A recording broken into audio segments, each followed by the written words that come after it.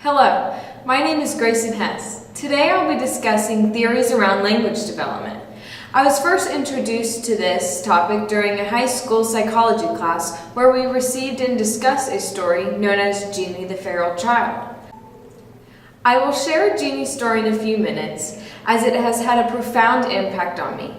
It raised so many questions and left me wanting to learn more about how child abuse affects a person's ability to communicate, how it impacts their language development, and how they learn to cope in these circumstances. There is a heated debate among linguistics and psychologists around this complex topic. Several theories have been raised trying to address the process of learning and how that can impact our ability to speak and develop language. Let me share two separate theories by Chomsky and Amy Pace. Chomsky, who has been studying language development since the 1950s, believes that humans are born with a set time and set way to learn language. He theorized that we are all born with a language acquisition device, or LAD, which is a part of our DNA. He states that children are born with the ability to detect elements of language such as phonology, syntax, and semantics. Chomsky's theory asserts that children are born with the innate ability to learn language and proper grammar. Amy Pace recognizes the important role that a person's environment has on their development. Pace promotes that it is critical for caregivers to communicate with their children at an early age for easy language development. She believes that language and the ability to communicate is developed and acquired through these interactions and places little value that language is an innate characteristic we are born with.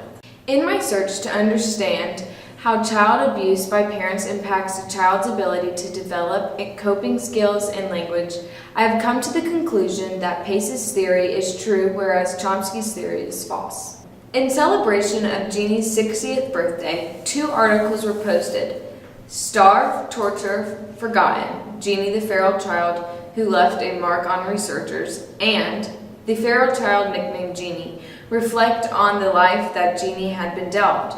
These articles shed light on a research study conducted to analyze how abuse can cause learning deficiencies on language. The case study is about a little girl who identified as Jeannie in an effort to keep her identity a secret. Jeannie abused by her parents every day over the course of 13 years. 13 years that she will never get back, and 13 years she will spend a lifetime trying to recover from. Jeannie was locked in a small room, isolated from the world that was right outside her locked door. Inside this room, little Jeannie was kept naked and chained to her potty chair.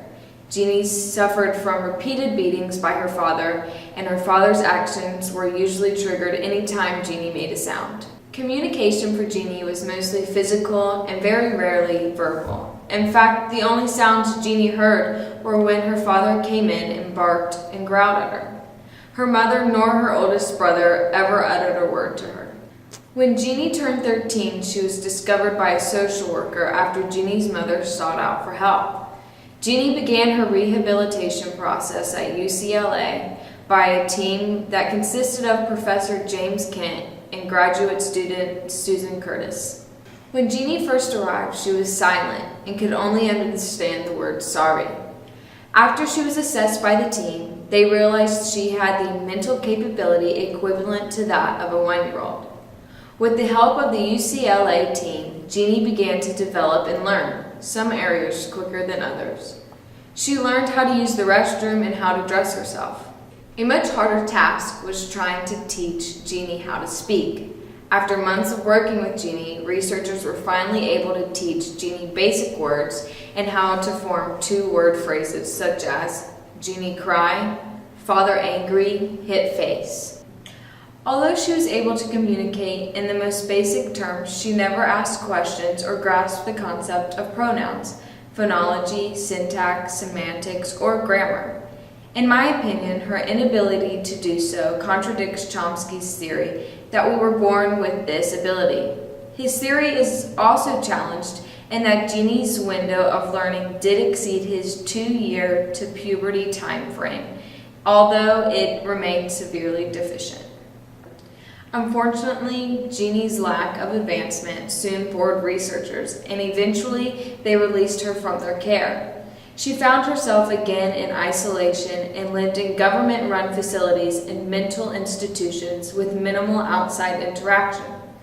As word spreads, Jeannie being in these organizations with isolation has made her progress regress and will possibly never return. Jeannie's story was unthinkable, and as hard as that was for me to comprehend, my research led me to another story with similar characteristics, yet different outcomes when it comes to language development. Recently, in 2017, an article was published providing an update on a story released back in 2017 of a girl named Danielle Crockett. Danny experienced the same unthinkable horrors much like Jeannie. She was locked in her room, no bigger than the size of a closet, by her abusive mother for the first 6 years of her life. When she was finally found, she was in a soiled diaper and was covered in maggots, flies, and lice. Even though she was recovered, put into an adoptive home, and received therapy, she never recovered from these circumstances and did not learn how to speak. The challenges of her situation put stress on the adoptive parents' marriage, and eventually they were forced to place Danielle into a group home. She is not in isolation like Jeannie. She is interacting with caregivers and is visited frequently by her stepdad. While Danny has made some progress functioning in her environment, however, years of speech therapy, Danny still cannot talk or write. It is my opinion that Danielle's story also challenges Chomsky's theory. If we believed his theory that we were born with an innate ability to learn language, we would expect that the speech therapy she received within those early ages and before puberty, that she would have developed the ability to formulate words, sentences, and be able to communicate verbally. In the research article titled Pathways from Mother's Early Social Support to Children's Language Development at Age 3, written by Young Chang, it discusses a research conducted to see how interactions with babies and mothers affect the child's learning development. Chang states greater social support predicted more positively adjusted psychological well-being.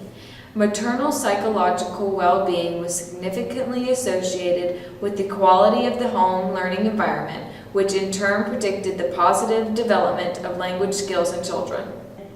This means that children that have more communication with their mother have a better language development environment and will learn language better and faster than children who do not have these communication experiences. After completing a thorough research on language development, I have been able to form an educated opinion on which theory I believe is correct. Amy Pace's theory on language development makes the most sense. Multiple isolation cases prove Pace's theory on environmental language development.